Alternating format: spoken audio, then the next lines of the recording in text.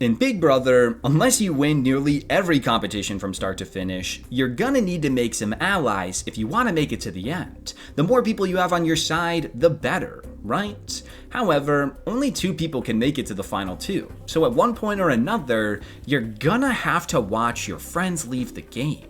A good player can recover from losing an ally. A great player might even be able to turn it around and make it into some sort of positive. But a true legend, they can rally from it and make it a game-winning moment for them.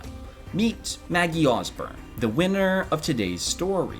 Maggie came into the game as an unassuming presence in a house filled with explosive personalities, but it quickly became clear that her manipulation tactics and ability to keep her alliance in a stranglehold made her the deadliest player in the game.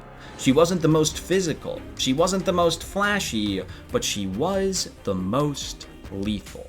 So, how exactly did Maggie come out on top in this battlefield of a season? Let's find out. This is the story of how Maggie Ausburn won Big Brother 6. I'm Maggie, and the other house guests are gonna need a nurse when I get done with them. Hey, we're about 10K subscribers away from hitting my goal of 100,000. So please, click that subscribe button and help me get there. Thanks. Maggie Ausburn was a 26-year-old ER nurse from Las Vegas, Nevada, and she was a fan of the show. She wasn't a live feed watcher, but she definitely watched the episodes, so she was familiar with the game that she was signing up for. Maggie was ready to take on this adventure, and she was feeling pretty confident in the days leading up to the move-in. Half of this was likely just due to the type of person Maggie was, but the other half was because she knew she wasn't entering the house alone. She would have someone from her outside world playing the game with her. Eric. Eric was someone that Maggie had been friends with for many years. Her boyfriend worked at the same fire department as Eric, and they became close friends because of it. And they were the big twist of the season. Maggie and Eric were to be a secret pair. Nobody else in the house would know that they knew each other. And this would give them a huge advantage in the game, as they knew that they could trust each other fully 100%. So, as the house guests lined up in front of the house, ready to start the summer of a lifetime, Maggie was already locked in and looking to do whatever it took to get to the end of the game alongside Eric and win that money. But none of these players had any idea what they were about to get into. Big Brother 6 was touted to be the summer of secrets, and there would be many mysteries afoot this season. There are secrets everywhere, in the game, in the house, and even with the house guests. Eric and I have been really close friends for several years. On night 1, Maggie entered the Big Brother house alongside 12 other strangers and Eric, the largest cast size for any season of Big Brother up to this point. And after everyone made their introductions, the players went into the backyard to compete in their first Head of Household competition. This competition was played in 2 parts. Everyone would be split up into 2 teams of 7, and Maggie was placed on the orange team. The first part saw the teams needing to balance on their big surfboards and shoot coconuts into the mouth of their big kahunas, and whichever team scored the most coconuts in 10 minutes would not only win food privileges for the week, but they would be the only ones that could compete in the actual HOH comp. The first part of this competition started, and Maggie's team crushed it, beating the blue team by a score of 23-7, all thanks to Howie's unexpected sharp shooting. The 7 players from the orange team, that being Maggie, Sarah, April, Janelle, Rachel, James, and Howie, were then told to get back on the surfboard, and they got ready for a good old-fashioned endurance competition. Whoever was the last player standing on the surfboard would be crowned the first HOH. As soon as the competition began and the 7 losers from the blue team went back inside the house, Maggie started making deals and scheming. She was like, hey, why don't the 7 of us just stick together for a few weeks? We can agree to keep each other safe, we can take out someone from the losing team, and then we'll enter next week with a 7-6 numbers advantage. If we stay together just for a couple weeks, that's 7 of us making it against 6. like we're all safe no matter who gets it. The fact that Maggie was already working on deals was a really good sign. The first HOH hadn't even been crowned yet, and she was already planting the seeds for her long-term survival. Maggie's initial comments got the ball rolling, and eventually, everyone on the surfboard agreed that no matter who won, they would all keep each other safe. Sarah asked Maggie if she wanted to win, and Maggie, very smartly, said no. Do you want it?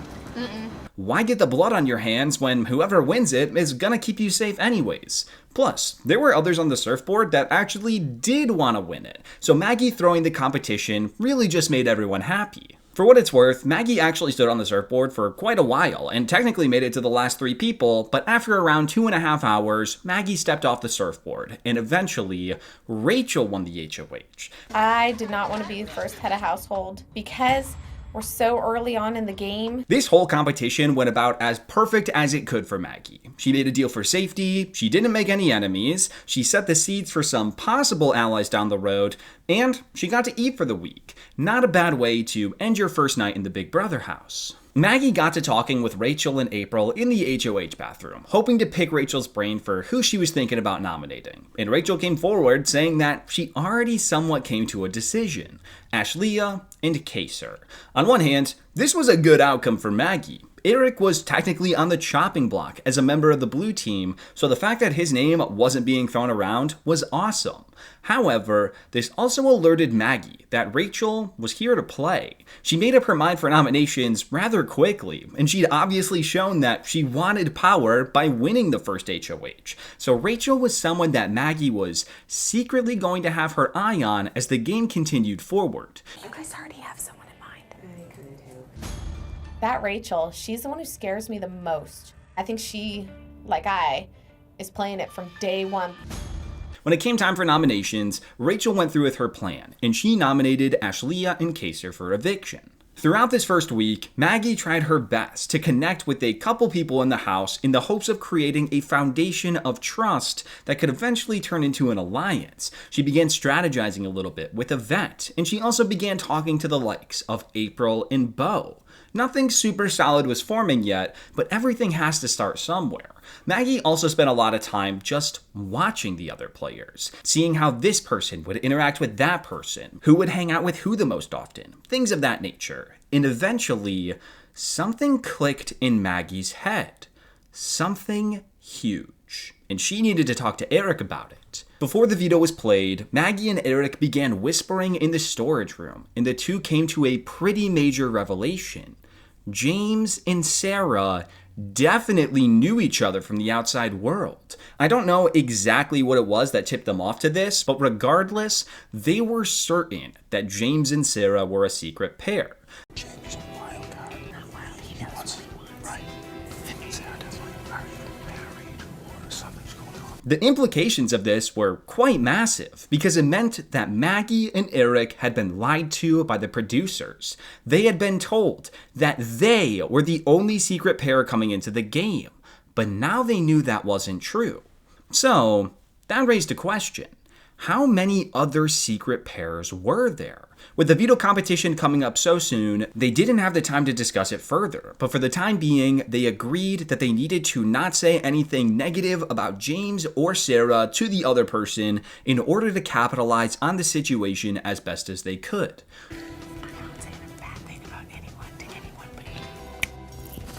Anyways, it was then time to pick the players for the veto competition. The way that the veto worked is that only 6 people would get to participate. Instead of the players being chosen randomly though, the HOH and 2 nominees would each get to choose any house guest of their liking to play in the competition. Maggie got a very solid outcome in the veto pick, as Rachel chose her to play and Kaser chose Eric, giving Maggie pretty good odds of winning power if she wanted to go for it. I chose Maggie because she and I are a lot alike as far as competitive nature. I just felt she was a really good match for me. The veto competition ended up being played in teams of 2, where each pair would need to untangle themselves from a tangled web of ropes and free the veto medallion at the end of the course. However, there could only be one winner, so whichever person on the winning pair actually placed the veto medallion on the winning post would win the power of veto. Maggie was paired up with Rachel, and they ended up being the first pair to finish. Now, there was a decision to make. Does Maggie take the win for herself, or does she continue to let Rachel's threat level build up and give her another competition win? I think you and I both know the answer to that one. Maggie agreed to let Rachel take the win once again, and Rachel won the power of veto. Rachel and I decided that she was going to be the one to win, even if I got out first. Rachel's targets didn't change throughout the week, so she didn't use the veto, and the final nominees were locked in. Rachel was making herself to be this pretty big threat, but she was a problem for the future. And right now, Maggie had to focus on this week and next week. For the current vote, the House seemed to be pretty decided on keeping Kaser. He had done a good job in the first few days, keeping his composure and opening up to his fellow house guests, whereas Ashleigh didn't really do too much to incentivize people to want to keep her, and it just seemed that, in general, she wasn't that liked in the House. So this week's vote seemed pretty locked in. Because of that, many of the players were already looking ahead towards the upcoming week, and some lines in the sand were starting to be drawn. Yvette couldn't stand Janelle and wanted people to throw the HOH to her so that she could be the one to nominate Janelle. Yvette also really didn't like Kaser.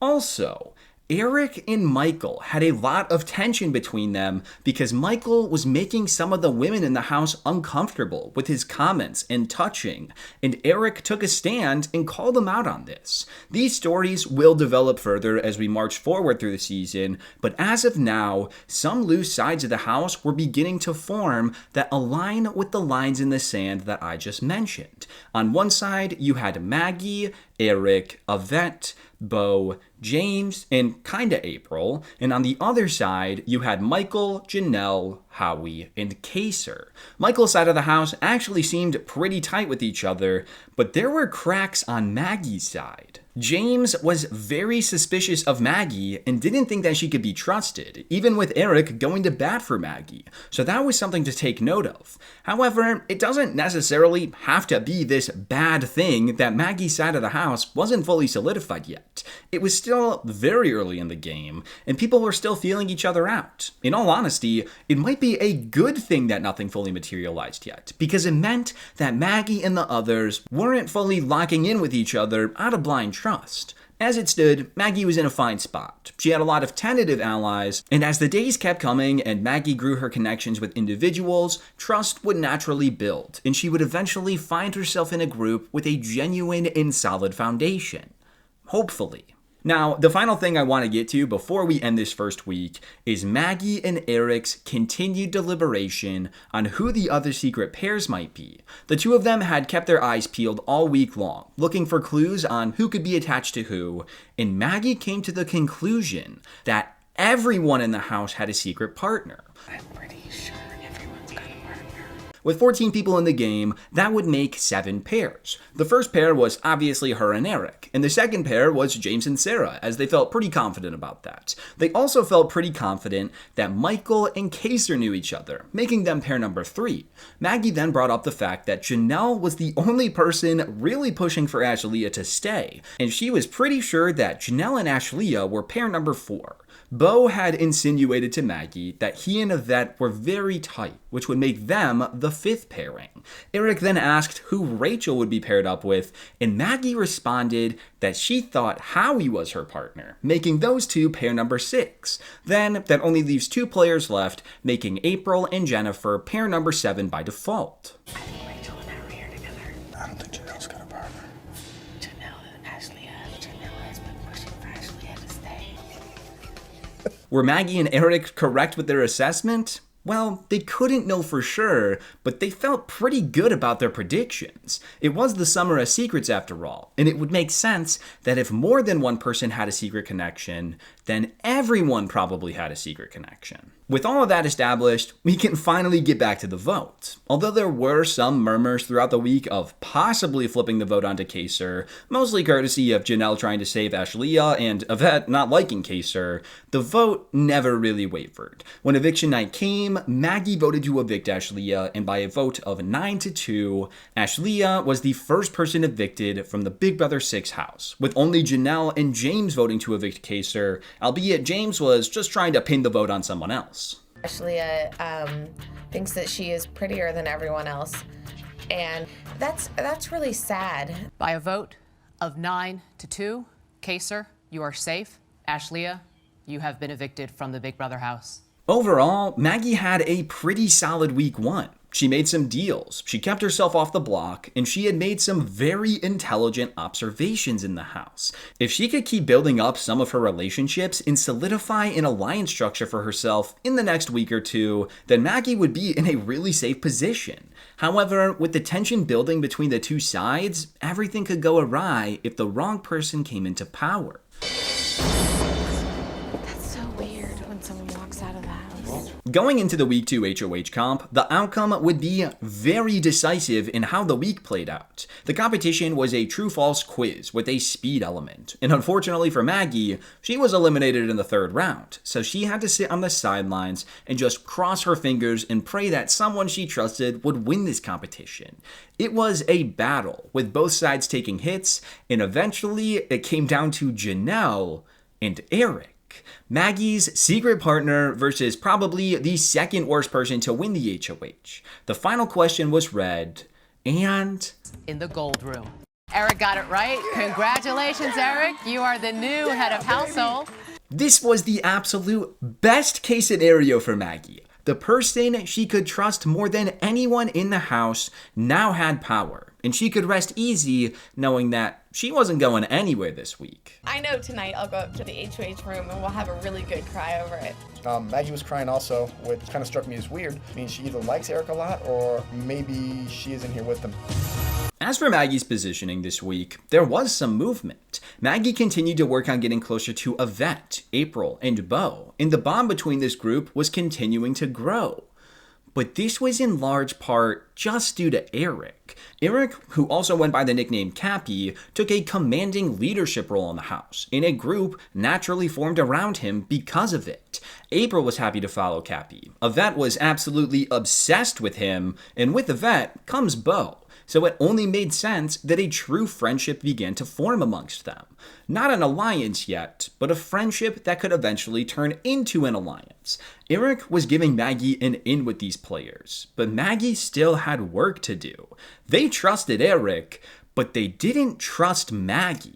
Sometimes they didn't even like Maggie all that much because they felt that she was always asking for information but never really providing any of her own, and her cards were always held too close to her chest. If it wasn't for Eric, Maggie would be in a really difficult position, but Eric kept going to bat for Maggie and it kept her in the group. However, if Maggie didn't find a way to capitalize on this gift from Eric and build some trust of her own with Yvette, April, and Beau, then that would be pretty disastrous for Maggie's long-term survival. Now, James and Sarah were both also in this grouping, but Maggie and Eric were much less trusting of those two. Outside of the fact that James had already shown visible distrust in Maggie, Sarah had said something at the beginning of the week to Maggie about how she was shocked that Eric was willing to lie in this game, and this set alarm bells off in Maggie's head. Maggie went straight to Eric and relayed to him what Sarah had said, and it confirmed to both of them that they needed to be careful around James and Sarah and that they could not fully trust them. For the time being, they could be in their group because having the numbers was important, but the two of them were on Maggie and Cappy's radar. I went up to the girls and I kind of tried to feel them out and see what people thought of the plan of deception. I just don't want to lie in this game. They said I wouldn't lie. Sarah turned to me and said she was surprised that Eric would deceive Michael. What are you doing? Sarah goes, you were not being honest because you were going to tell Mike that he was a pawn. How do you not know that Eric and I at least have a bond? Maggie's like my consigliere right now. Don't think for a minute that James and Sarah are not on my radar and Maggie's radar. Anyways, for the week, Eric went ahead with nominating the two figureheads from the other side of the house, Michael and Janelle, with Michael being Eric's primary target. Now, this is where things get really explosive. Sometime after nominations, Michael chose to stare down Eric in the kitchen, and he didn't like that very much. Maggie smartly tried to defuse the situation, telling both guys that they were being idiots, but this only delayed the inevitable. Is there a reason why you're staring at me? To intimidate me? I'm not trying to intimidate you. Nobody intimidates me in this world. Why are you guys egging each other on? You're both being stupid. The tension was at an all-time high between the two guys, and a massive altercation blew up in the backyard. Eric had to be held back after Michael had said something about Eric's family. Insults were thrown back and forth on both sides, and then Yvette and Kaser got into it as well, after Yvette admittedly said some horrible things to Kaser. And this ended with all four players demanded to be separated by Big Brother themselves. You don't come after my family. You got a problem? Yeah, I got a problem. What do you mean? Family. Yeah. You're a Midget. You're going home. Everyone calm down. Go ahead, talk about my family behind my back again, bitch. Big Brother then issued everyone in the house a warning and made them sit down for a house meeting to talk it all out. The tension may have deflated after this meeting, but it didn't change what had happened. War was now declared, and it was Eric's side versus Michael's side definitively. Going into the veto, it was more important than ever that Michael did not win safety and that he remained on the chopping block. Michael performed extremely well in the competition though, and it looked like he had locked up the win. But thankfully, one player managed to beat him. James. Even if Maggie didn't fully trust James winning the veto was infinitely better than Michael winning it. James stuck with Eric's plan, he didn't use the veto, and it locked in Michael and Janelle as the final nominees. Although there was discussion about how Janelle was definitely a bigger threat than Michael game-wise, the majority of the house just wanted Michael gone. So when eviction night came, everyone except Kaser voted him out, and by a vote of 9-1, Michael was evicted from the Big Brother house. I absolutely want Michael gone for Eric's safety. You mess with my friend, and I'm gonna come after you. By a vote of 9-1, Michael, you have been evicted from the Big Brother house. This was a good outcome for Maggie, but she still had a lot of work to do. All of her allies were mostly just Eric's allies, and she needed to lock something in herself and get people to trust her soon before it was too late. Janelle will not be staying very much longer because she's an easy target right now. After the Big Bad Wolf was evicted, the players went into the backyard to compete for the third HOH. This was another quiz competition, and Maggie made it all the way to the tiebreaker question against James, Kaser, and Janelle. Maggie threw down 97 as her tiebreaker answer, but unfortunately, she should have gone a little bit higher, as Kaser's guess of 100 ended up being the closest, and he was crowned the third HOH. 184 coconuts. Congratulations, Kaser. You are the new head of household. This was not a good outcome for Maggie. Kaser had gone through the ringer since the beginning of the game, so he had every right to use his power to take a big swing. And since he was firmly on the other side of the house, Maggie knew that someone from her side was gonna take the hit. However, Maggie wasn't actually all that worried for her own personal safety, and she figured that Kaser had his eyes on bigger fish than herself. I'm not as worried about my safety with Kaser getting it as with someone else getting it. I think Kaser has bigger fish to fry than me. Plus, Maggie had actually been really nice to Kaser, even when he was on the outs in the first couple of weeks. So, imagine the shock that Maggie felt when it was time for nominations, and her key did not come out of the box. Kaser had chosen to nominate Maggie and James for eviction. I nominated James and Maggie. I was very surprised when my key was not in the nomination box. It really sucks to be nominated. I think the house was very stunned. I'm here to show them who's the better strategist. It's just chaos and I love it. So, why did that just happen? Well, there were a couple of reasons. One of the reasons is that this was a way for Kaser to indirectly take a shot at Eric. Eric was obviously the leader of this side of the house, but Kaser had made a deal with Eric the prior week for safety. So, since Kaser didn't want to go back on his word and take a direct shot at Eric, he instead nominated two people that he thought Eric was really close with. As for the other reasons, well, we'll get to that in a little bit. Certain people came up to me and hugged me, and I felt which ones meant it. Although it sucked to be on the block, Maggie was still in an okay position. Kaser told Maggie that she wasn't the target. James was, and it genuinely seemed like the numbers were there to evict James over Maggie if the nomination stayed the same. Plus, knowing that Eric 100% had her back was a pretty big reassurance, because with Eric came so many numbers. Also, because Maggie was blindsided and upset, it allowed for her to be more open and vulnerable with the others, leading to her actually getting closer with Yvette and also Jennifer. I'm so blindsided by that. I wasn't the one who talked. Obviously, my target is not you. I want James out of here, and we have enough people from our side that want him out too. So, as long as James didn't win the veto, things could be okay. However, the first sign that things were not quite as they seemed is when, at the veto player pick, James selected Janelle to play. James was supposed to be on Maggie's side of the house, so what was he doing picking Janelle, someone so clearly and obviously on the other side? As soon as he chose Janelle, I had a pretty bad feeling at that point. I think I crapped my pants. Then, when they actually got to the veto, things got even worse. Not only did Kaser, Janelle, and Howie all team up against Maggie and eliminate her from the competition, they then actually helped James win it.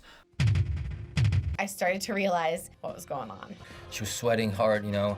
She knew she was toast. James, you are the winner of the Golden Power of Veto. When James won, that was a horrible feeling. Kaser had told Maggie that James was the target, but now here he was, literally giving him the veto win. Maggie was pretty distraught. She felt that her fate in the game was now sealed, and she went up to Kaser to basically ask what the heck was going on. And then Kaser delivered this ice-cold line. Fate. So you sealed my fate. No, I sealed your partner's fate. Oh, Kaser knew. Eric and Maggie hadn't been the only ones picking up on the fact that everyone had a secret pair, and Kaser correctly figured out that Maggie and Eric were partners. And now he was gonna split them up. I think what I said to her shocked her. She turned pale and she was about to throw up. Amazing.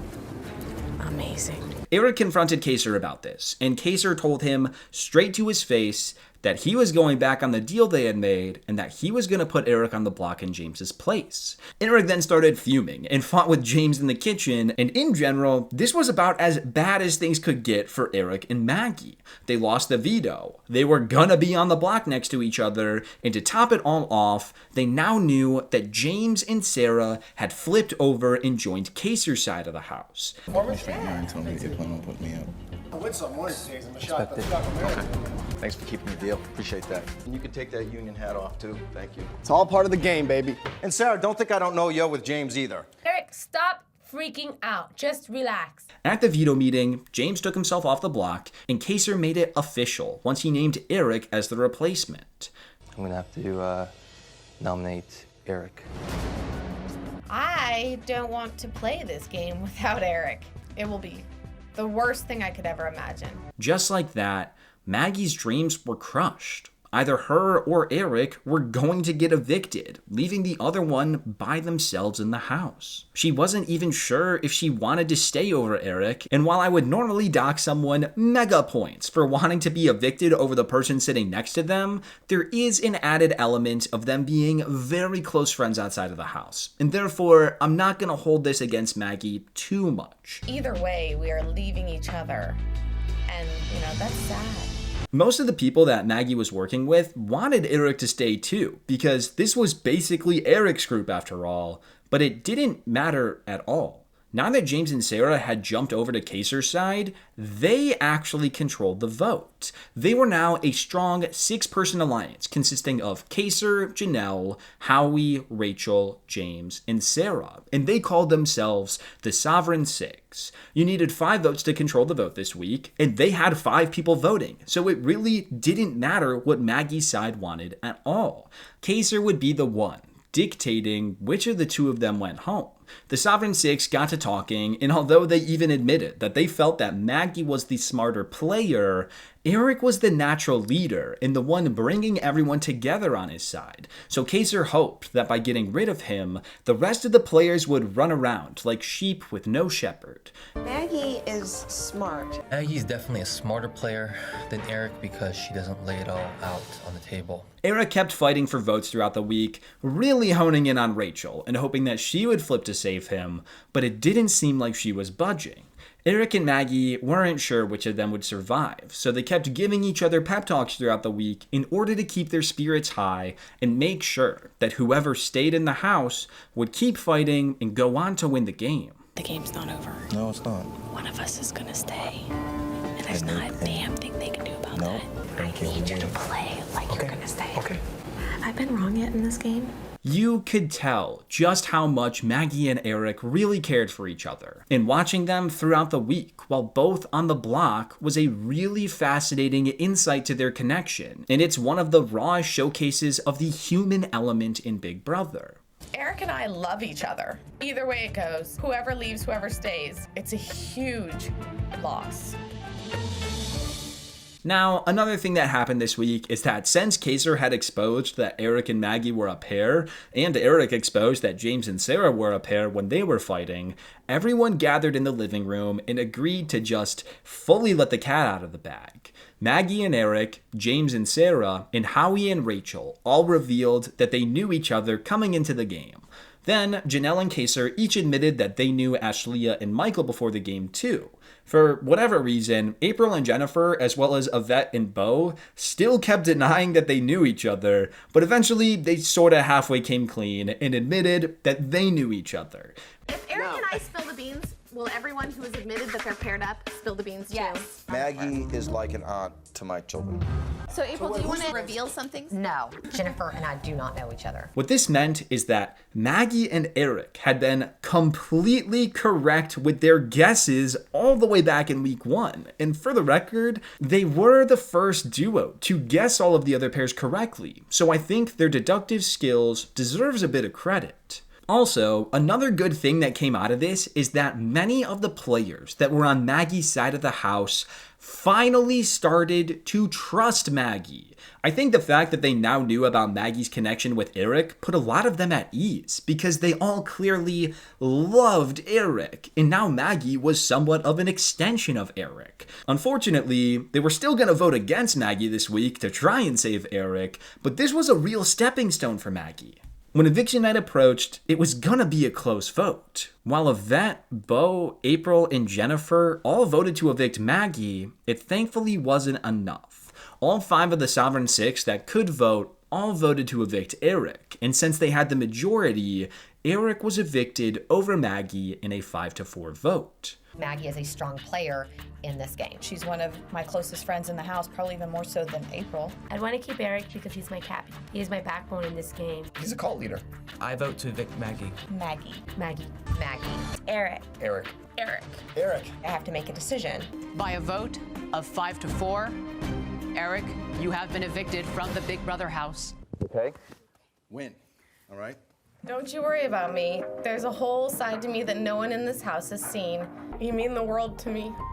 This was about as close as you can get to being voted out without actually getting voted out. Nearly half of the house just voted to evict Maggie. And 9 times out of 10, you would look at that and think, well, it's only a matter of time before you're evicted. But this is that 1 out of 10 time. That's because the people that voted against Maggie didn't actually want her gone, they just wanted Eric to stay.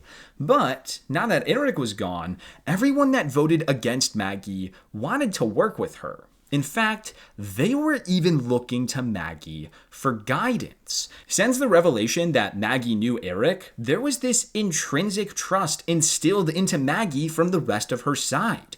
Yvette even went as far as to say that she hoped Maggie would become the female Eric. And for Yvette to say that was huge because, as I've mentioned, Yvette was obsessed with Eric. Maggie has now become the girl version of Eric. I can look in her eyes and know that she's telling me the truth. This was great and all, but there was only one problem. If Maggie's side didn't win this next HOH, then they would lose another number, and the Sovereign Six would likely steamroll them. However, Maggie had been manifesting all week long. Since the moment Eric touched the block, Maggie had been telling herself that if she won that next HOH, no. When she won that next HOH, she was going to make a big splash. So the players headed into the backyard for the 4th HOH comp, and Maggie had just one thing on her mind: winning.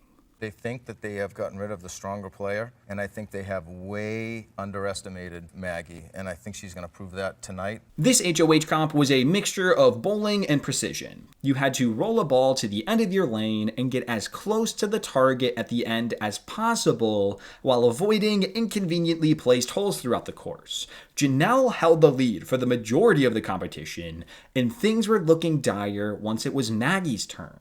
If she didn't take the lead here, it was over. Everyone from her side had already gone and failed to beat Janelle, and she was the last hope for her side. But Maggie knew what she had to do. It was the only thing on her mind. So she rolled her ball. And we have a new leader. Nice job, Maggie. Maggie's roll was closer than Janelle's, and she had just taken the lead.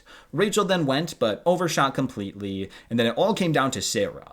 Sarah readied herself, took her shot, and it fell right into the first hole, eliminating her and crowning Maggie as the Week 4 HOH. Congratulations, Maggie. You are the new head of household. Oh my God, it just happened.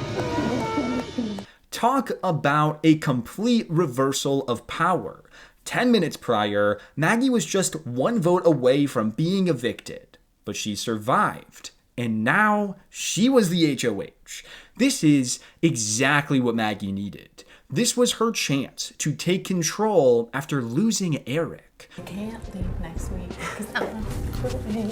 Maggie and I are now playing for Eric. We're carrying out what Cappy wanted. Being head of household this week is going to have a dual purpose for me. I can both tackle this on a strategic and on a personal level. Humorously, after winning the HOH, Julie congratulated the house guests on figuring out the twist for the summer, and then she announced something with huge implications. If a secret pair managed to outlast everyone else and make it to the final 2 together, they would be rewarded lavishly for their efforts. Instead of it being $500K for first and $50K for second, the winner would be awarded $1 million, and second place would get $250,000. That's quite the pay jump. While it sucked for Maggie to hear this just moments after her secret partner was evicted, it had some benefits. Every pair just became that much more of a threat because now it was more obvious than ever that they would want to stick together until the final 2. But since Maggie didn't have a partner, her threat level diminished slightly. Anyways, as HOH, Maggie had some decisions to make. She knew that she was going to put up 2 people from the Sovereign Six, but which 2 was the question? Out of everyone on that side, Maggie actually liked Rachel the most. Despite her pinning Rachel as this gigantic threat in week 1, Rachel felt the least evil of the people on that side, and Maggie liked her as a person a lot. So Maggie made a deal with Rachel and Howie to keep the 2 of them safe if they agreed to keep her safe the next week if they won HOH, and they accepted. Maggie didn't trust Howie, but Howie came with Rachel, so Maggie knew that he had to be part of the deal. I absolutely like Rachel as a person. So if I asked you for next week not to put me up, would you guys be willing to make that deal? I would do that. I want to know what she says. If your key's in the box tomorrow, we have a deal. So this left Kaser, Janelle, James, and Sarah. Maggie saw Kaser and James as the 2 biggest threats on that side. Kaser because he was the leader, and James because he was the sneakiest and would continuously try and team up with whatever side had power. So Maggie nominated James and Kaser for eviction, with James as her main target, but Kaser as a totally fine option number 2. You always have to consider that whoever you nominate is never going to forget that you were the one that nominated them. I nominated James and Kaser. They have both proven to me that they are not trustworthy, and if I cannot trust in you, you become my enemy. No matter what happened, Maggie was going to succeed in getting somebody out from the other side of the house. However, Maggie wanted to accomplish more than that while she was in power. The Sovereign Six was a strong alliance. They had a purpose, they were fighters, and they were strategic. Maggie's side of the house was just a bunch of friends that had no direction and were about to be decimated without Eric's guidance. So Maggie took a look around and realized what she had to do. She had to step up. Using Eric as a martyr of sorts, Maggie brought Yvette, Beau, April, and Jennifer together and said, "We need to officially come together as an alliance. Us five. We have to stay together, we have to be strong, and we have to make sure that the other people in the house, the bad people, don't win this game." They were doing it for Cappy, and just like that, the 5-person friendship alliance was born. The friendship consists of myself, Beau, Yvette, Jennifer, and April. Maggie managed to use Cappy's eviction as a turning point in the game, and it was the exact motivation that the other players needed in order to fall in line. And in doing so, Maggie became the new Cappy. Just 1 week ago, half of these players weren't sure if they could even trust Maggie, but now here they were, hanging on to every last word Maggie was saying and happily allowing her to be their new leader. As detrimental as it was for Maggie to lose Eric, she gained 4 extremely loyal followers because of it. So maybe losing Eric wasn't so bad after all. Now that Eric's gone, Maggie's obviously taken over. She has the rats to her control. I hope Eric's proud of the way that I'm playing the game. You know what? I know Eric's proud of the way that I'm playing the game. Anyways, going into the veto competition, a slightly less than ideal outcome happened once Sarah won the veto with help from James. Sarah was obviously going to save James and keep both of them safe. But all things considered, this wasn't the worst thing in the world. I need to forget what has just occurred and start focusing on the next task. Maggie knew that although she could put up whoever she wanted the members of the friendship to feel valued and important, and that whatever decision was made was a group decision. This would not only make all the members feel more comfortable and secure in the alliance, but it would also set the precedent that when one of them had power, they all had power, and therefore would de-incentivize any of them from going rogue when they had power, and this would allow for Maggie to have influence over pretty much every game decision that they made. Right now, I need to listen very closely to what the friendship is saying to me. We need to make decisions as a team. The 5 of them discussed and agreed that Janelle should be the replacement, so that's what Maggie did. At the veto meeting, Sarah took James off the block, and Maggie named Janelle as the replacement. I must replace it with Janelle. And I need to make sure that Kaser leaves the house this week. Maggie, better watch out, because I'm going to come after them. Even though Kaser and Janelle weren't an official secret pair, they were practically a duo. So Kaser was now sitting on the block next to his #1 ally at the hands of Maggie. A complete reversal from when Kaser did that to Maggie just 1 week prior. We are going to be fighting to the bitter end. Now, one last thing I wanted to highlight here is the way that Maggie went about talking with the enemy this week. She was incredibly strategic with how she spoke, how she positioned herself, and how she responded. And this allowed her to gather tremendous amounts of information while giving away very little. What I can do at this point is be a recipient of information and give very little of what I'm thinking back out. While making her deal with Rachel and Howie, she picked up on Howie's body language and realized that Rachel held a lot of sway over Howie when it came to their decision making. While talking with James, she took the high ground and asked some tough-hitting questions that basically ended with James selling his whole team out, and it had James thinking that Maggie must be a cop specialized in interrogations because she was that good. Everything Maggie did was intentional, and it made her a very powerful player in this game. But it was really nice seeing how he turned to her for an answer, because then I kind of knew which way decisions were being made. Maggie, I think one of the things that I find so annoying strategically about you is that I can't read you.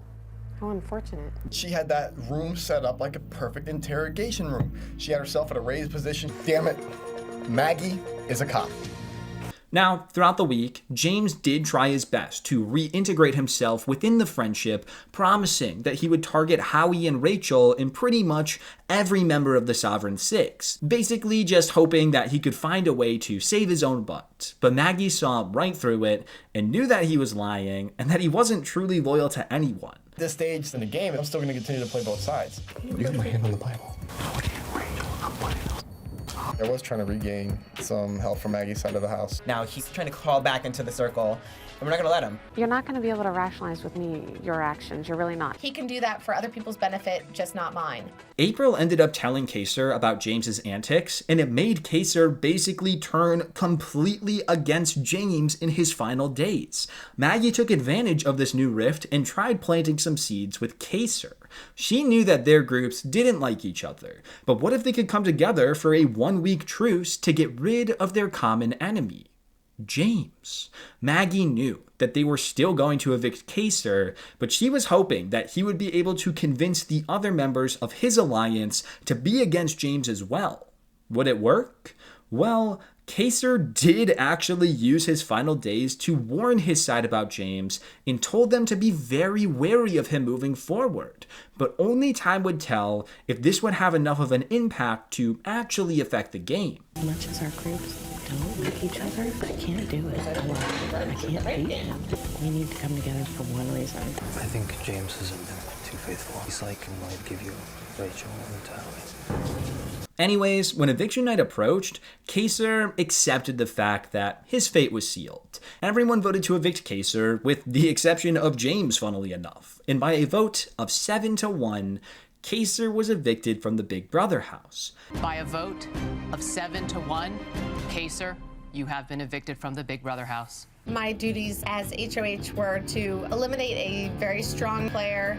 I think I accomplished that. All things considered, Maggie had a magnificent week. She won HOH, she evicted the leader of the other side of the house, and she rallied those on her side together and officially made the Friendship Alliance, with herself at the helm. The only problem was, Maggie still seemed to be target number 1 for the Sovereign Six. They were all able to recognize that Maggie was the new leader, and they also saw just how dangerous of a player she could be. So it felt like if any of the Sovereign Six won this next HOH, Maggie could be in pretty big danger. Next week, if one of us gets it, Maggie goes. Maggie's the only scary person on that team. Going into the 5th HOH, Maggie had to sit on the sidelines and watch as a rather interesting player won the HOH. Howie. Normally, this would be a devastating outcome for Maggie, but she had made a deal with him the week before in order to keep her safe in this exact scenario. Having Howie as HOH is a crapshoot. I don't have any idea who he's going to nominate. Before Maggie could think too much about what was going on, though, Julie dropped another bombshell of a twist. After this upcoming eviction, one of the previously evicted players would re-enter the game by a vote from America. If Eric comes back into this house, it would turn this game upside down. It would be awesome. I would love it more than anything. Holy crap. This meant that there was a chance that Eric would return to the game. But this being announced at this exact moment was actually really bad for Maggie's game. The other side realized just how bad it would be if both Maggie and Eric were in the game together again. And since they had no control on whether or not Eric was voted back into the house, the only way that they could guarantee prevent the two of them from reuniting would be to evict Maggie this week.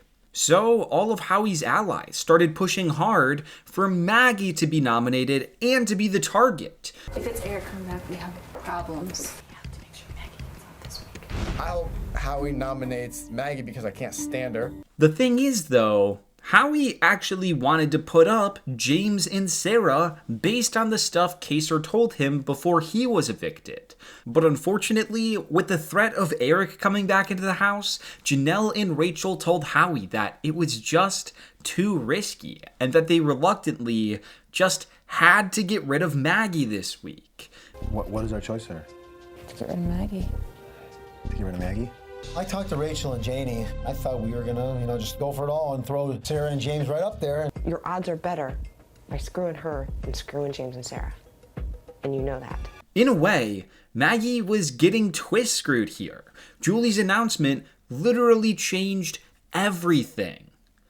But then Maggie got her chance to speak with Howie. Immediately, she brought up that James and Sarah being the nominations is what everyone in the house wanted, and that if Howie did this, then Maggie would ensure that her side would protect Howie in the coming weeks. Then, as if she knew what Howie had been thinking, she said that if Eric comes back next week, Howie and Rachel will both be safe from him, and that she could guarantee it. Maggie was telling Howie exactly what he needed to hear. And she somehow got him to give his word and shake her hand that the two nominees would be James and Sarah. The goal of this week is to ensure that no one from the friendship gets nominated. I'll give you my word. Eric will back me up. Maggie said, if I put up James and Sarah this week, no matter who comes to the doors next week, whether if it's Eric, I'm safe from Eric. Unless we as a group work together, he's gonna win. They're going up. They're going up. Your word. They have my word. They're going up. Okay. This was jaw-dropping work from Maggie, like truly impressive stuff. Unfortunately, right after their conversation, Rachel and Janelle were back in Howie's ear, telling him that he couldn't put up James and Sarah, and that putting up Maggie was the best move for all of them. Howie was being pulled in two directions, and you would think that he would lean in the side of his alliance. But Maggie kept fighting. The next day, before nominations, Maggie was talking with both Rachel and Howie alongside April. And once again, she was saying all the right things. She kept reiterating that it was James this week, and then Sarah next week, and how she could guarantee it because she had control over the people in the friendship. She kept talking about how James was a much more threatening player than she was, because James was willing to do things in this game that she simply wasn't, like putting your hand on the Bible and then going back on that. She then added a little bit of pressure to the situation by saying that if Howie didn't put up James and Sarah and instead put up herself and someone else from the friendship, that there would be nothing Maggie could do to protect Howie from the friendship, and that he and Rachel would become their primary targets. Then, lastly, she confirmed that whoever came back the next week wouldn't change anything about the plan. If Kaser came back instead of Eric, Maggie would still guarantee that her side would target Sarah, they would keep Howie and Rachel safe, and that they wouldn't touch any of Howie's closest allies. This right here seemed to be exactly what Rachel needed to hear in order to finally jump on board with the plan to target James and Sarah, because she now agreed, and the plan was afoot. After Howie told me about the agreement he made with Maggie, I basically told him we're gonna fix it. Everything in this game is about deals, so I understand that they needed some security. What do you need from us? You said 2 weeks. Done. For the next 2 weeks, James and Sarah would be the ones that were evicted. At the nomination ceremony, James was left blindsided once he and Sarah were named the nominees. And Maggie was not only safe, but so was the rest of the Friendship Alliance. Sarah and James, I nominated the both of you. I'm completely stunned. Rachel, Howie, and Janelle cannot be that stupid. When I pulled my key out, I went, oh, one of them is going home this week. This was genuinely one of the most impressive maneuvers that had happened in any season of Big Brother up to this point. Despite the returning player twist really screwing Maggie over here, she managed to overcome it and convince Howie to nominate 2 people from his own alliance. Well, James and Sarah weren't really in the Sovereign Six anymore at this point, but you know what I mean. James blamed Maggie in front of everyone for him and Sarah being nominated, which was funny and true. But Maggie did a good job of brushing it off. You won, Maggie. Competition isn't about you and I. And plus, it didn't matter what James said or did. He was going home if he didn't win the veto. However, of course, James did win the veto, throwing a major wrench into the week's plans. Again. He won it again. He didn't even win it. We freaking gave it to him. For those keeping track at home, this was now 4 weeks in a row that James had won the veto, except for week 4, where he intentionally helped Sarah win the veto in order to keep both of them safe. So, not only was James a very dangerous and sneaky player, but he was also proving to be an unbeatable competitor. After the veto, April and Yvette started getting into an argument about who would be the replacement next to Sarah, but not in the way that you'd think. They were arguing about who would get to volunteer and be the nominee. But really, it went a bit deeper than that. April and Yvette were starting to really get annoyed with the other, and a disliking began to grow between the two. But Maggie made sure to step in and shut it down, because she couldn't risk the stability of the friendship alliance over their conflict. I'm stepping up to the plate this week. Yvette, I am going up. I don't mind going up, and I don't want to hear it all week. Can I tell you I something? don't feel like hearing it all week. Yvette's just really starting to get annoying. All right, this is exactly what James wants. In spite of that, though, more conflict began to arise because Yvette was actually still close with James on a personal level, and that made both April and Jennifer skeptical. I don't know what James and Yvette's relationship is, but apparently they still have a rapport where they can talk to each other and possibly trust each other. Because of her closeness with James, Yvette was named the replacement nominee, but the plan was still to evict Sarah. At least initially. After Yvette hit the block, Howie, Janelle, and Rachel devised a plan to keep Sarah in the game and evict Yvette.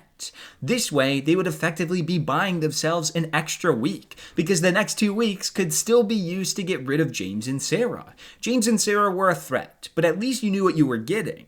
James and Yvette, though, that was a potential unknown evil, and you weren't gonna know where their heads were at. Knowing there was turmoil between Yvette and April, Howie, Rachel, and Janelle roped April and Jennifer in on the plan, and they actually agreed. I personally think that just gotta go. Howie put a big question mark in my head about Yvette. Now, this would be a terrible turning point for Maggie's game. Yvette was one of, if not the closest ally that Maggie had left in the house. So, not only would losing her be a major blow, but it would also give up the numbers advantage that Maggie worked so hard to keep in the beginning of this week.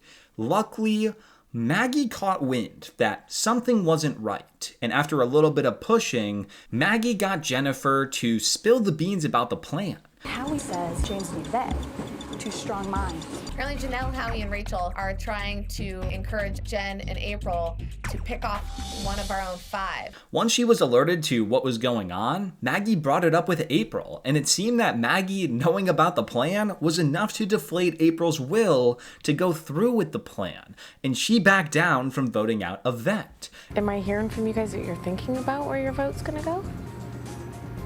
Well, your silence tells me something. April and Jennifer then told Howie and co that they couldn't evict Yvette and that they would be voting out Sarah. That was a close one, and Maggie knew it. After this, Maggie made the 5 friendship members meet up and talk, basically trying to get everyone on the same page again. It didn't matter if Yvette and April hated each other more than anyone else in the house. Maggie was going to fight like hell to make sure that the 5 of them stuck together. She was determined to be the glue that would keep the friendship afloat, and at least for now, it was enough. We decided as a group of 5 that it doesn't matter who goes up. I believe that you're staying. When eviction night came, Maggie's hard work proved triumphant. Now that Howie's side knew they didn't have the votes to send Yvette home, they flipped their votes back onto Sarah, and by a vote of 6-1, Sarah was evicted from the Big Brother house, with James once again being the one on the wrong side of the vote. I know that getting rid of Sarah will weaken James as a player, and that's ultimately what I'm going for. By a vote of 6-1, Sarah, you have been evicted from the Big Brother house. I don't think anyone really disliked her as a person at all. I think she was just James's ally. This was, by far, Maggie's most impressive week, as she had to work so hard to get her way, both with the nominations and with the eviction vote. But in the end, she prevailed, and she managed to keep everyone on her side safe. But now is the big moment. One of Michael, Eric, or Kaser was about to walk back into the house and re-enter the game with a second life. Maggie hoped beyond hope that Eric would be that person. But instead,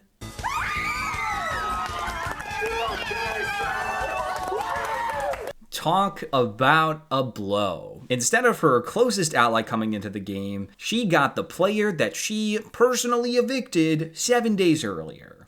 This was going to be an uphill battle for Maggie, but she was ready to face this obstacle head on. It was absolutely devastating to not have him back in here. And when the doorbell rang and I didn't see Cappy, my heart just crushed.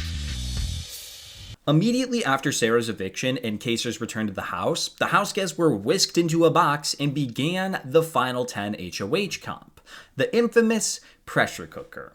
The rules were simple. Stand and press your button for as long as possible. What initially looked to be a battle between the two sides actually turned out to be something else. Everybody against James. Even with all the trickery the prior week, everyone was still on board with the plan to cease fire between the warring sides and direct all their focus towards getting rid of James. Surprisingly, the person who seemed the most determined to get rid of James was Kaser, who was still holding on to that fury he had just before he was evicted. Shockingly, James let go of his button after about 10 hours, to which Maggie quickly followed because why would she need it at that point? The competition came down to Kaser and Jennifer made Kaser a huge deal. She agreed to put up 2 members of the friendship initially as pawns, so nobody on Kaser's side would touch the block, and then they could guarantee that they could backdoor James. Maggie helped convince Kaser that the goal for everyone was to get rid of James, and after 14 hours, Kaser let go of his button, and Jennifer won the HOH. Last week, 8 of us, everyone except for James and Sarah, made a promise. James will go home. This was a great outcome for Maggie, mostly because Maggie was a very likely pawn if Kaser had won. And if he would have won, was going to put up 2 of us, and one of them was going to be Maggie, regardless. Even though part of the deal Jennifer made was to nominate 2 friendship members, Jennifer went back on her word and nominated Rachel and Janelle. But she still reassured the other side of the house that the plan was still to backdoor James. Rachel went on to win the veto, and it seemed like the house plan was good to go. But the friendship started thinking otherwise. If James stayed, then he was still going to be on an island by himself. So, what if instead they got rid of a much more dangerous player than James? Kaser. Now, initially, Maggie was actually against this. For all the scheming that Maggie did in the game, she genuinely didn't like the idea of going back on their word. Maggie was fine with lying in general, but she felt very icky about it when their word was involved. They gave their word to Kaser that James was the target, and that's the reason that Kaser let go of his button in the first place. But Maggie realized that other people weren't opposed to going against their word and that she needed to stop pushing for it because all it was doing was isolating herself from the other members of the friendship. So when talking with Jennifer, she did tell her that Kaser was more dangerous than James, and if they were going to play this week strictly strategically, then getting rid of Kaser was the better move. I do have a problem with giving your word and going back on it, but I need to stop pushing. No one else is playing that way. Who would you get rid of?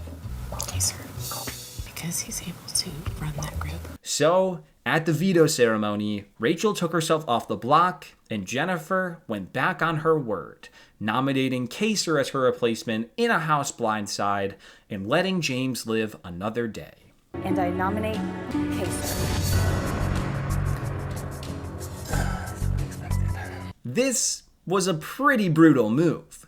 Kaser had just been voted back into the house, and Jennifer was sending him right back out. But Kaser was a very dangerous player. He was super strategic, super aware of his surroundings, and he was a very powerful leader for the other side of the house. So he did need to go.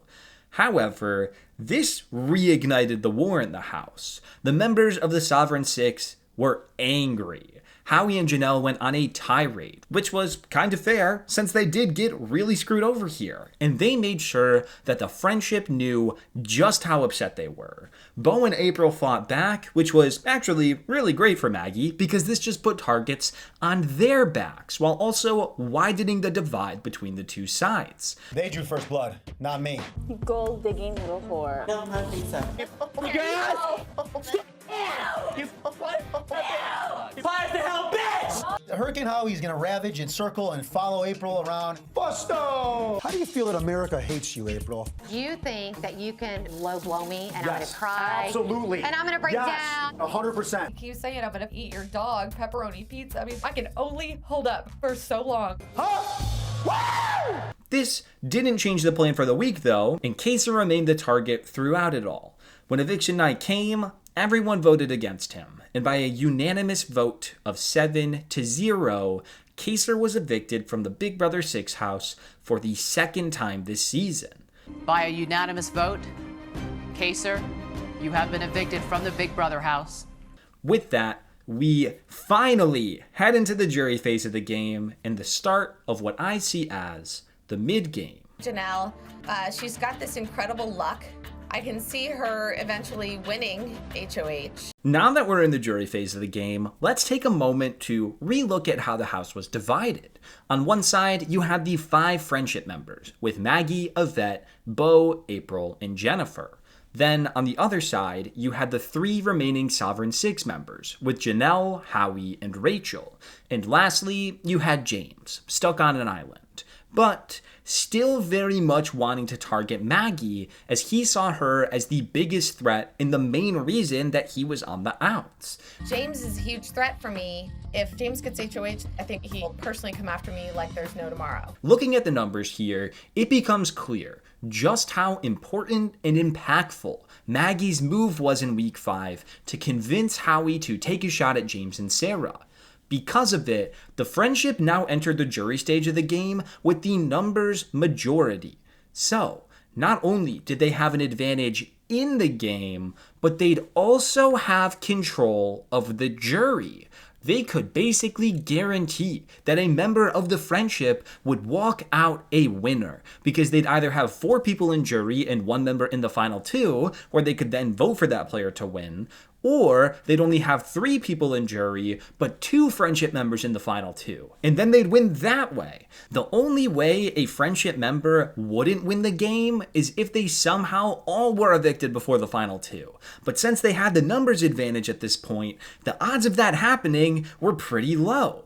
So you can pinpoint the moment when Maggie convinced Howie not to evict a member of the friendship as the moment that tipped the scales majorly in the friendship's favor. And that was all Maggie's doing, and she deserves a ton of credit for making it happen. Respectfully, the other members of the friendship weren't very good at the game. Maggie was carrying this alliance on her back, and she was doing a pretty good job at it. Our group is solid, and I love it. It's great. Very positive. Anyways, back to the game. After Kaser was evicted, the players went into the backyard to compete in the final 9 HOH. To Maggie's dismay, a truly awful outcome occurred once Janelle pulled out the win, shifting the power over to the other side of the house. To make matters 100 times worse though, Julie then announced that this was a double eviction week. Now, the double eviction worked a little bit differently back then, and instead of a week's worth of Big Brother taking place in just an hour, it would rather last for 2 days, so it was more of a fast forward than anything. But Janelle still had to make her initial nominations immediately, and she happily nominated Jennifer and Maggie without a second thought. Jennifer. Who is your second nominee? Maggie. Please take a seat in the other nomination chair. Yes! Bye-bye, bitches! Maggie went from the top to the bottom in an instant. and now she was in the danger seat. The good news, though, is that Janelle made it very clear that she was out for revenge, and she had her sights set on evicting Jennifer. Janelle also went on to win the veto, and it seemed that Maggie was doomed to stay on the block. James, feeling comfortable knowing that the crosshairs weren't on him for the first time in a month, tried crawling back to the Sovereign Six, and he started pitching that Maggie should be the target over Jennifer. The Maggie and James rivalry had been ongoing for weeks now, and it didn't seem like it would ever be squashed until one of the two of them was finally evicted. Jen is bendable. All right, Maggie is not breakable. Maggie has to go home. Otherwise, I'm screwed. Maggie's deadly because she can see through me. I hate Maggie. Neither of us will rest until the other one is out of the house. Funnily enough, though, James pushing for Maggie to leave actually had the adverse effect. Janelle really wanted Jennifer to leave, but she was worried that if she left Maggie on the block next to her, the votes wouldn't be there to evict Jennifer. So, at the veto meeting, Janelle shockingly used the veto to save Maggie, and she nominated a vet in her place. I choose to use it on Maggie. I think I'm gonna vomit. I choose to nominate Yvette. Now, don't get it wrong. This wasn't because Janelle liked Maggie and wanted to save her. This was because Janelle knew that Yvette would have the votes to stay and guarantee that Jennifer would go home. But at the end of the day, who cares why it was used? Maggie was safe, and she was going nowhere this week. I was completely speechless that I was taken off the nomination block. Maybe I'll stay another week. Maggie did a great job of reassuring her group that she did not make any sort of deal to get removed from the block, and that she was just as blindsided as the rest of them, in order to make sure that her group didn't think that she was playing both sides. Guys, I'm so sorry I was taken off the block. It's not your fault. Because I don't want to put someone else through what's going on right now. They obviously want me gone or they wouldn't have taken Maggie off. This is all personal. Janelle's plan worked just as expected, and when the fast eviction came the next day, Jennifer was evicted in a vote of 5-1, with April being the sole vote to save her. And Jennifer became the first member of the jury. Hi, Maggie. Hi. Please cast your vote to evict now. I vote to evict Jennifer. Jennifer. Jennifer. Jenny. Jennifer. Yvette. By a vote of 5-1, Jennifer, you have been evicted from the Big Brother house. While losing Jennifer sucked for the friendship, this actually ended up being pretty solid for Maggie.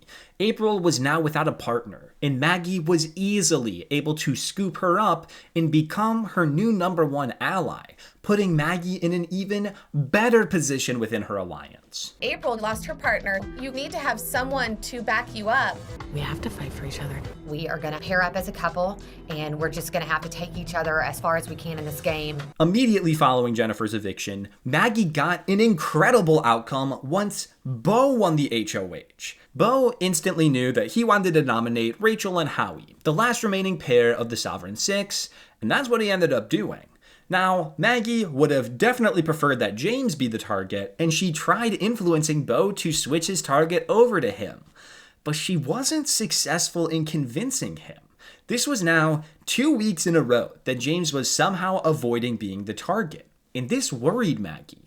So she made sure to, at the very least, keep bringing up how much of a threat James was in the hopes that he wouldn't be able to float by another week. I don't want to take too much attention off of James in this game. I think Rachel should go first, then Janelle, then Howie.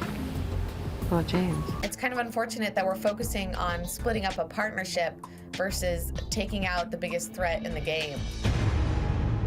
Funnily enough, it wouldn't have even mattered if Beau wanted James out this week, because James ended up winning the veto anyways. James didn't really have any incentive to use the veto because it would just make the friendship upset with him, and then Janelle would just get evicted over Rachel anyways. So he didn't use it, and the nomination stayed the same.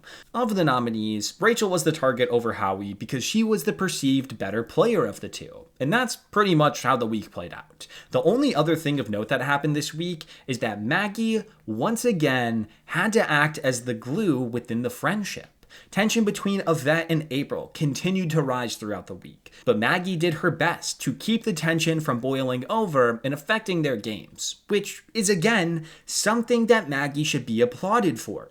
April and Yvette did not like each other, but because of Maggie's hard work, they continued to work together, which would only help push Maggie deeper into the game. A lot of what I do with Yvette and April is not agree or disagree, but stay indifferent. Just be a listener.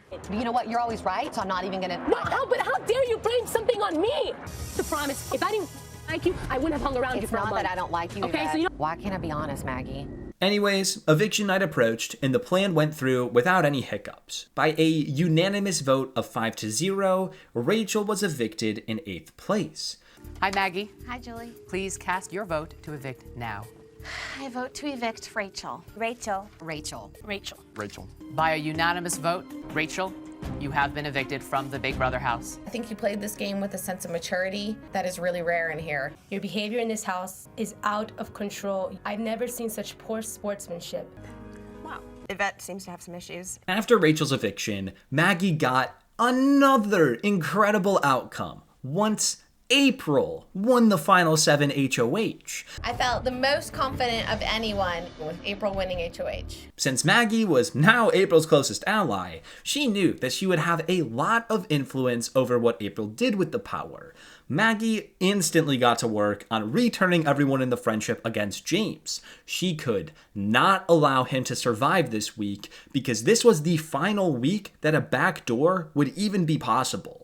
Maggie grabbed April, sprinted over to Janelle and Howie, and instantly tried roping them into the plan too, hoping that they would be forced to help them with the backdoor plan because the alternative was that they'd be evicted instead. So the immediate strategy between April and I is to backdoor James. What the hell? God ask you to play only once. The last one falls me down. Hold it right there. It'll keep you in the game. Yvette, unsurprisingly, tried fighting back against this plan because she wanted James to stay, knowing that James was great for her own personal game.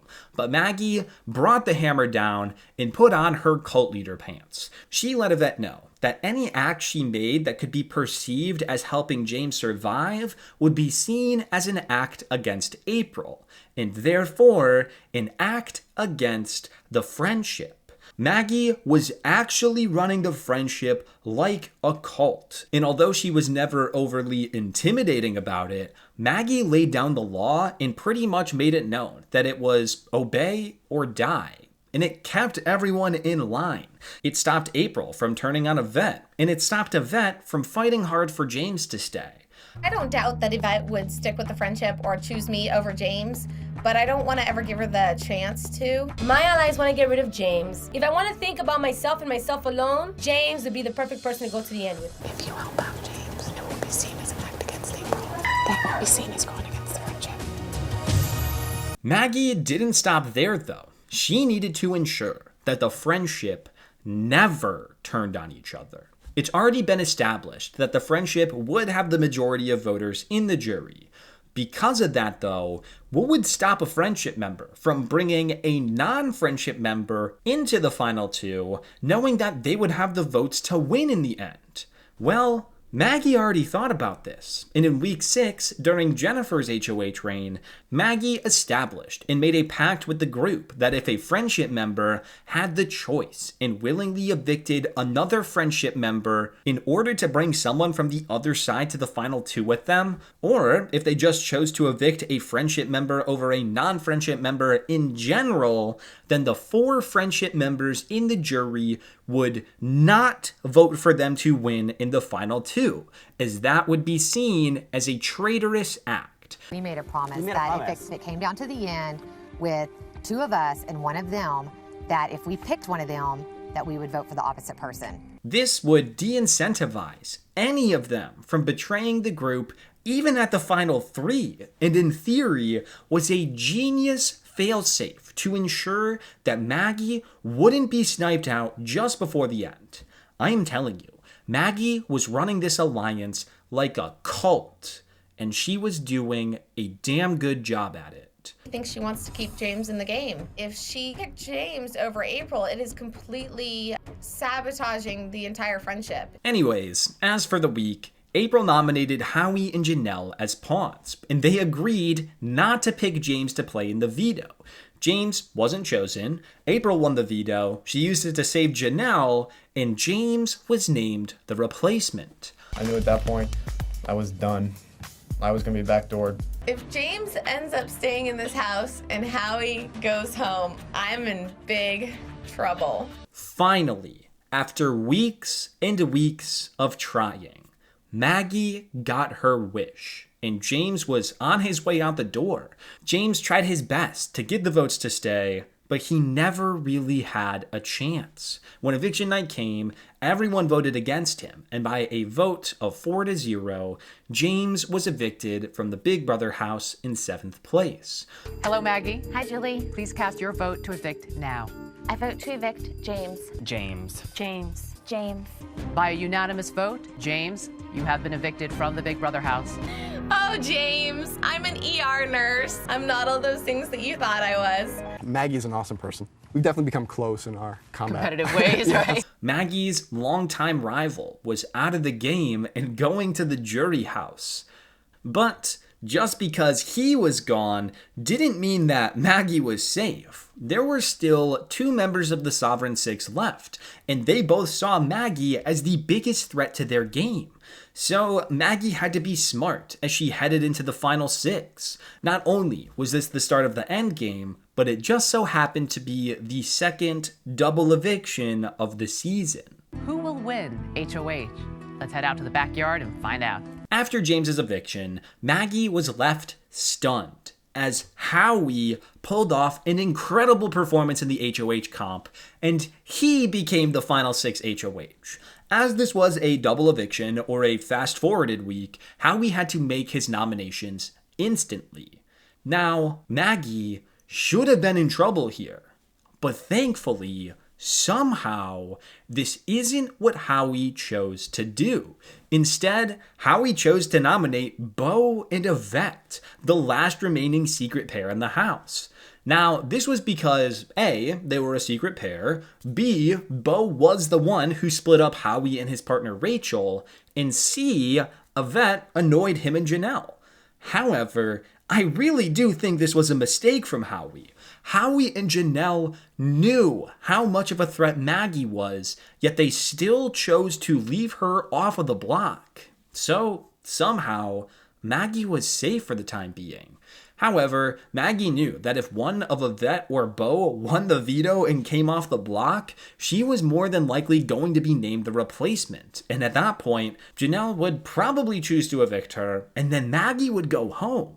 So, going into the veto, Maggie was gunning for it. It came down to a close tiebreaker with Janelle.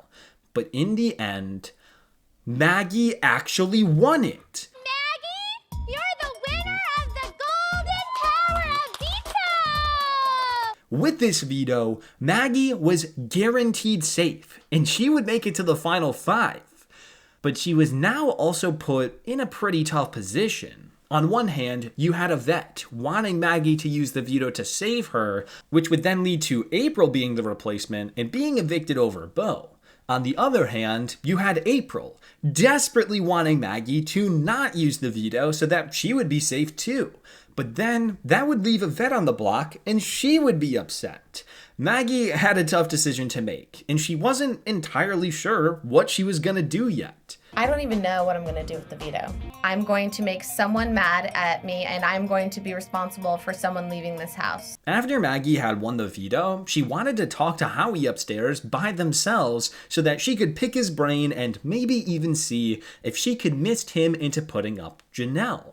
However, Janelle was aware of what Maggie was trying to do, and she pretty much forbade Howie from speaking with Maggie without her in the room too. Janelle was a smart one, and Maggie recognized this. So, after this week, Janelle was the person that Maggie wanted to target because she held a lot of power over Howie. I'm not going to allow Howie to speak to Maggie individually because the last time that happened, all hell broke loose. Apparently, Janelle knew I was going to do that and couldn't risk it. Anyways, back to the veto decision. Maggie sat down with all the members of the friendship and very cleverly tried to put the decision on them, attempting to make it a group decision so that Maggie didn't have to get blood on her hands or upset anyone. Unfortunately, the other friendship members basically just told Maggie to go with her heart, bringing her back to square one. After thinking about it, Maggie came to the conclusion that it would actually be better for her personal game to have both Yvette and Beau in the house over April, because leaving a pair in the game would hopefully mean leaving a bigger target than herself in the house, and that could buy her an extra week if Janelle won the next HOH. However, instead of just making the move, Maggie told April ahead of time that keeping the duo felt like the best strategic move that she could make. And April started sobbing. You need to keep a target in the game, and them being a pair keeps a target in the game. If I keep them, it keeps me in the game longer. April was really upset with Maggie because April thought that Maggie was her closest ally. And now she was gonna be put on the block and evicted because of her. April promised the world to Maggie and told her that Maggie could be the one to decide who they evicted if she didn't use the veto and kept her off the block.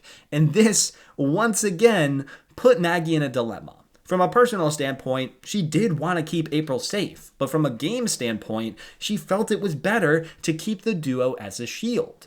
In the end, though, having the power to choose which one of Yvette or Beau stayed seemed enticing enough to tip Maggie over the edge, and she actually went back on her initial thoughts and sided with April here. I feel like I'm saved you because I took out James, but it wasn't for anyone else. Strategically, I shouldn't. I want to keep you. So, at the veto meeting, Maggie solemnly chose not to use the veto, and she kept Yvette and Beau on the block. I love you guys, and I'm choosing not to use the veto. Now, for the record, I do think that this was the best move. Maggie took a weird route to get to this decision, but at least she got there in the end. When deciding who to keep between the two nominees, it was an easy decision for Maggie. Not only was she closer with Yvette than Beau, but Maggie also felt that out of everyone left in the friendship, she had the best chance of beating Yvette in the final two.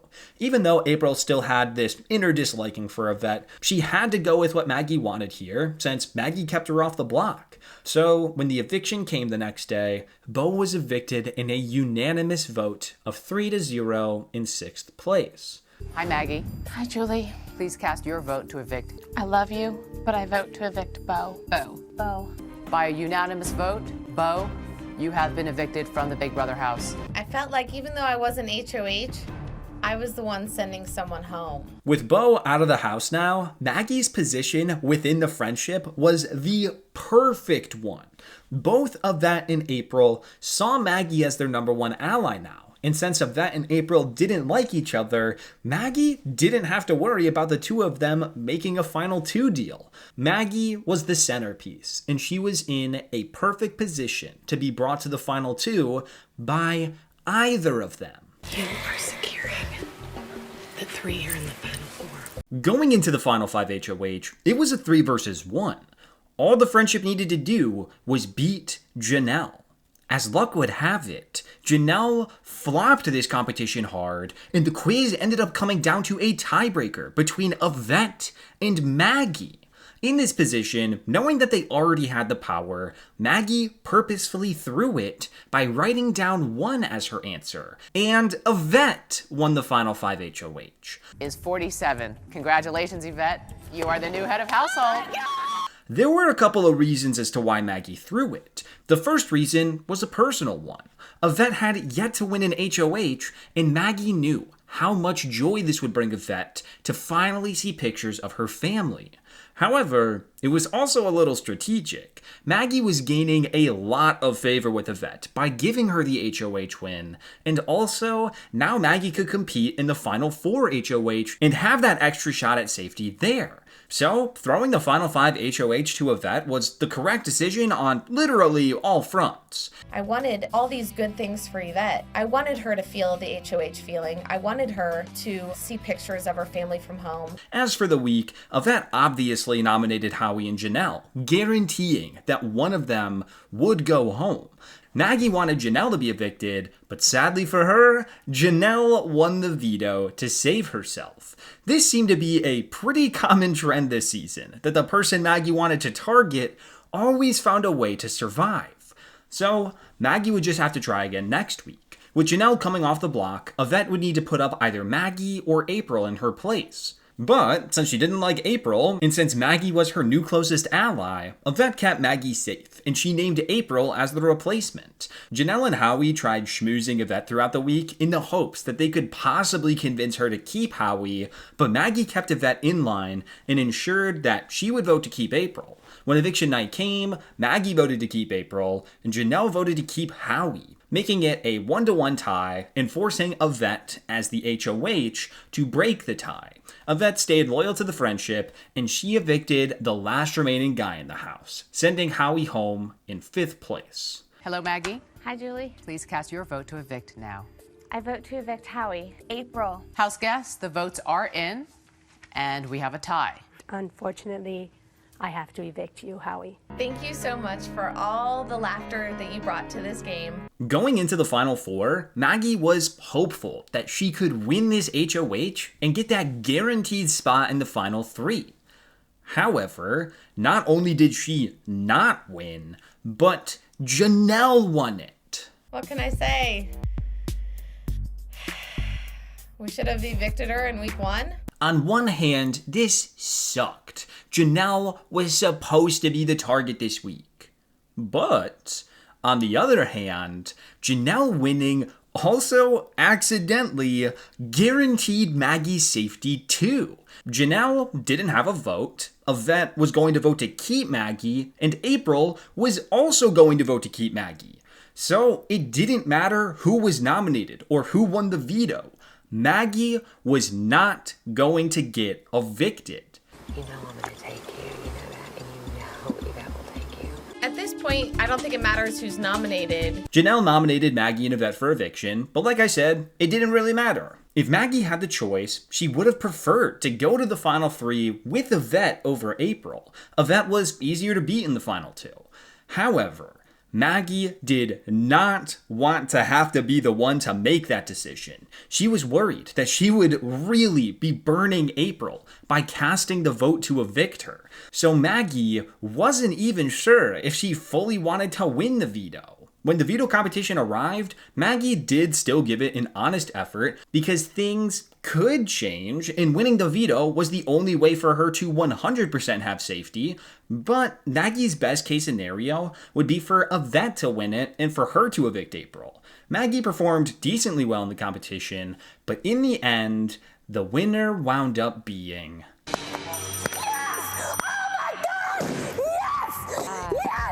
Perfect outcome. Yvette reassured Maggie that she was safe and that April would be evicted. And just in case Maggie needed any more reassurance, Yvette and April continued to bicker throughout the week, making it really obvious what Yvette was going to do. April, you want the veto, you can shove it up your ass. The damage has been done, and April and I will not be friends outside of this house. When eviction night came, Yvette cast the sole vote to evict April. And just like that, Maggie was in the Final 3. April, I have to evict you. April, I want you to know how much you mean to me. It means the world to me to have played a game like this with someone like you. Yvette, Janelle, Maggie, the final 3 players. Although you probably don't need me to explain it, here's what each player would do if they were to win the final HOH. If Maggie were to win, she was going to take Yvette to the final 2. If Yvette were to win, she was going to take Maggie to the final 2. But if Janelle were to win, Well, Janelle kind of hated both Maggie and Yvette, so her decision would be made strictly strategically. And we'll get to that in a minute. Yvette ended up winning part 1, and then devastatingly, Janelle beat Maggie in part 2, which meant that Maggie was eliminated from the final HOH, and her fate was no longer in her hands. It's out of my hands who wins the next HOH. Then, to make matters worse, Janelle started pitching a glorious deal to Yvette. Janelle was like, hey, neither of us can beat Maggie in a jury vote. Taking Maggie to the end is just awarding ourselves second place. If I win the final HOH, I'll evict Maggie, I'll take you to the final 2, and then you'll have the votes to beat me in the end. Janelle was basically telling Yvette that if she threw the final HOH, she would win the game. And Janelle was actually right. If Yvette just so happened to lose the final HOH, Janelle would evict Maggie. And since Yvette didn't actually betray any member of the friendship, they would vote for her to win. And Yvette would be crowned the winner. Do you think you can beat Maggie? I don't think I can, to be honest. Well, tomorrow you really don't have to do anything. Do you want the money or do you want a friend? If you're at the end with me, you have the votes. You can't pick Maggie. That's second place. Yvette should be taking this deal, but Maggie dug her heels in and fought back. She kept reminding Yvette that she had to fight for the final HOH and that she had to take Maggie to the end because that's the agreement, the promise that they all made when they joined together as an alliance. Maggie had no actual power left in the game, but she was still using any manipulation tactic she could to convince Yvette to make a game-losing decision under the guise of honoring the friendship pact. Turning your back on someone in the friendship would pretty much seal the deal on you not getting anyone in the friendship's votes for you in the end. When it was time for part 3, all Maggie could do was cross her fingers and pray that Yvette gave it her all and that she would beat Janelle. The work that Maggie had done on Yvette proved to be successful, and she did give it her all in the competition, but Janelle was fighting for that win too. It came down to a double tiebreaker. But in the end... Congratulations, Yvette. You are the final head of household. Maggie? This was the closest Maggie came all season long to being voted out. But luck was on her side. With the sole vote, Yvette knew that she couldn't evict Maggie and expect to get the votes to win. So, she did choose to evict Janelle in third place, finalizing the final 2 as Yvette and Maggie. I think you're amazing, but I have to evict you, Janelle, because I have a promise to keep. I know. It was a poor decision, I believe. Why? Because she can't beat Maggie. So much of the time in this house, I listened to people tell me that you hated me. I just believed them. I was wrong. Wow. Maggie was on the brink of eviction here, but she somehow managed to convince Yvette to win the final HOH against her best interest in order to bring Maggie to the final 2. And now, all Maggie had to do was beat Yvette in a jury vote, and she would be crowned the winner of Big Brother 6. I think I made it this far in the game because of the loyalty I had to a certain amount of people. I did not break anyone's trust that I cared about within this game. Going into the final 2, Maggie wasn't actually sure if she would win. Even though she knew from the final 7 onwards that Yvette was probably the best person for her to sit next to in the final 2, that didn't mean that she was going to beat her.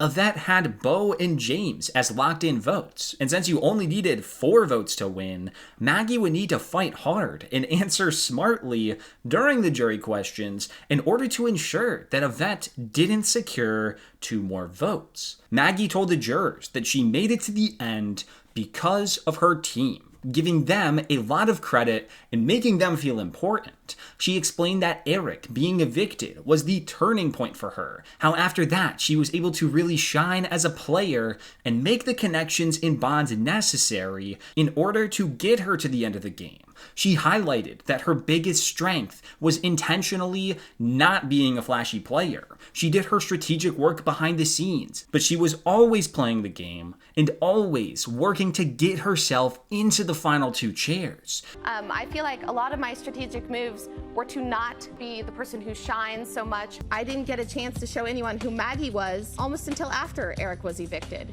That is when I made the friendship, and I'm here because of all my other team. But I don't want for one second think that I wasn't a strategic or a strong player in here. Because I gave 110% of myself to be here, and that's it. Just like her game, her final speech and answers to the jurors weren't the flashiest, but she hoped that she got across the kind of player that she was, and that they would recognize and respect the game that she had played. With that, Maggie's game was complete. Now, she had to wait until finale night and hope that she had done enough to convince 4 people to vote for her. I'm so confused right now. I don't think they like either of us. When finale night came, it was anybody's game. One by one, the jurors inserted their keys as their votes for the winner. And after talking with the pre-jurors, it was finally time to reveal the vote. Like I said, it takes 4 votes to win. Rachel voted for Maggie. James voted for Yvette. April voted for Maggie. Bo voted for Yvette. Jennifer voted for Maggie. Janelle voted for Yvette. It was 3 votes for Maggie, 3 votes for Yvette, with the deciding key how we cast the winning vote for Maggie.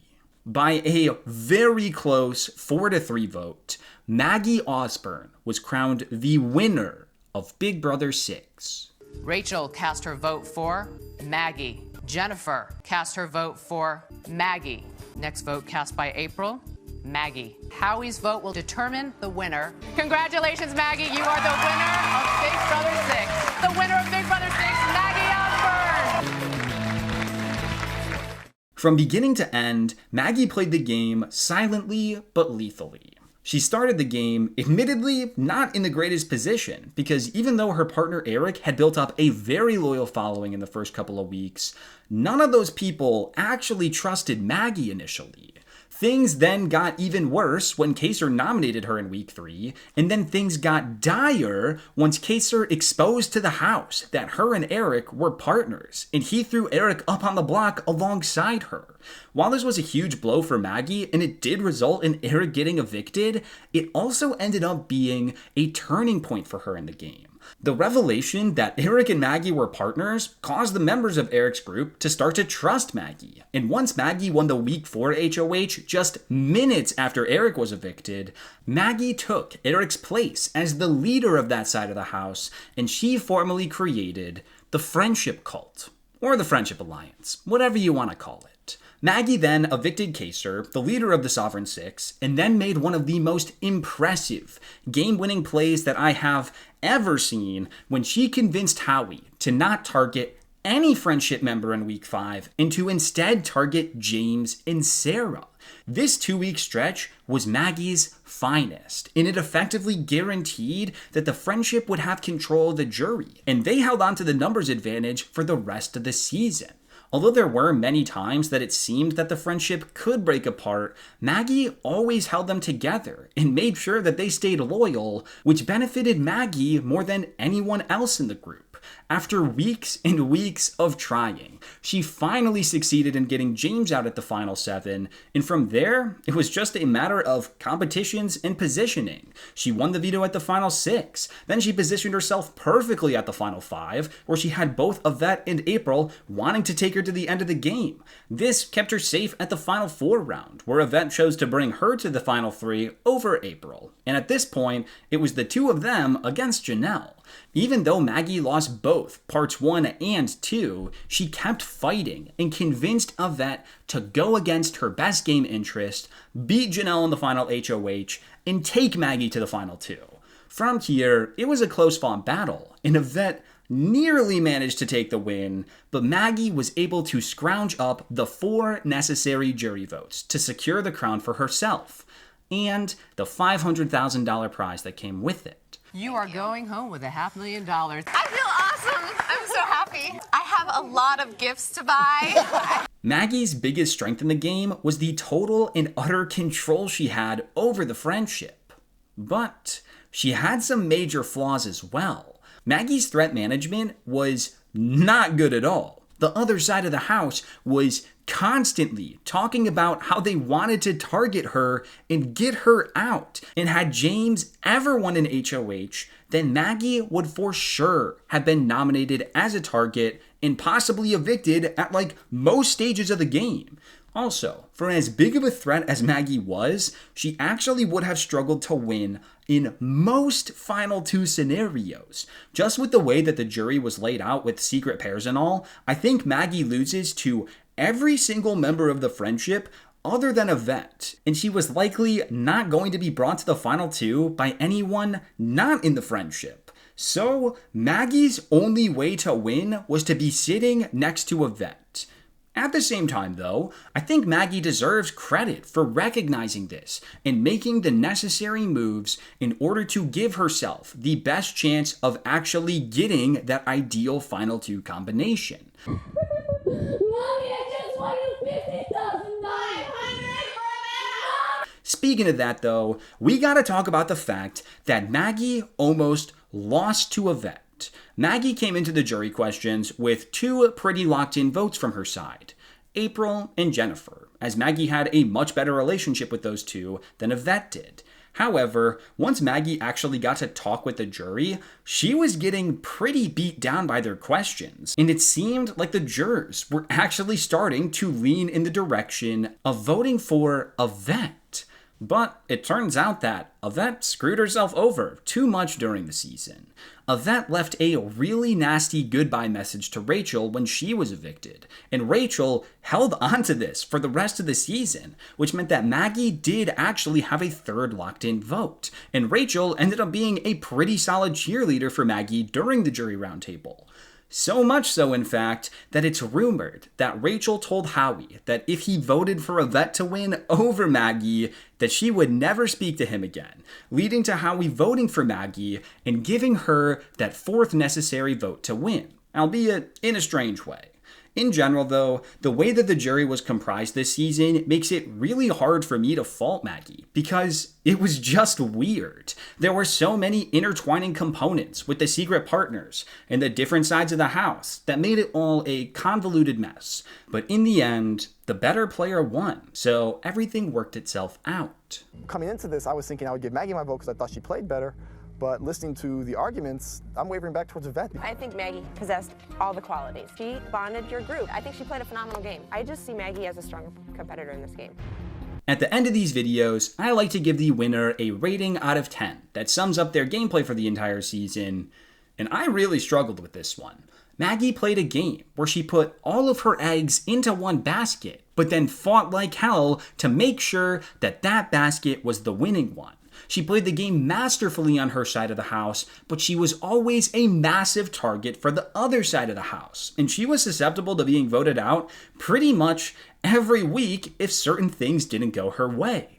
But at the same time, the other side won 6 HOHs and never actually pulled the trigger on getting her out. So how much can I really discredit Maggie here? However, we can't forget the fact that the first 3 weeks of Maggie's game really weren't that great. But even then, the turnaround she made after Eric's eviction was astounding. So, I don't know. Maggie really stumped me on this one, but I think I'm gonna go with an 8.4 out of 10. The pros here are really strong, but there is enough holding her back from getting an elite level score. Overall, though, I think Maggie is a very strong player and a very good winner. And even though I did bring up a lot of negatives right now, I still consider her to be a top 15 Big Brother player of all time. 80 days in the house, 33 competitions, and you avoided eviction 12 times. And there we go. I really wanted this video to just be an hour long, but as you can see, that didn't quite happen. There was just so much I wanted to explain, and before I knew it, I was 15,000 words into the script, and I couldn't turn around at that point. So, thank you so much for watching and listening to my rambles. My next video will be a video about how Angela Murray lost Big Brother 26, and then after that, we will go all the way back and talk about how Dr. Will won Big Brother 2. Now, I of course need to give that extra special shout out to all of my YouTube members and patrons who I appreciate as much as Yvette appreciated Cappy. And, as always, here's a clip for you on your way out. Okay, well, let's open presents, guys. Open presents. What is it? I got this really cool electronic thing. God. I hope no one in this house decides to have children with each other. I'm such a dork. I really want one. I like toys. Those are neat.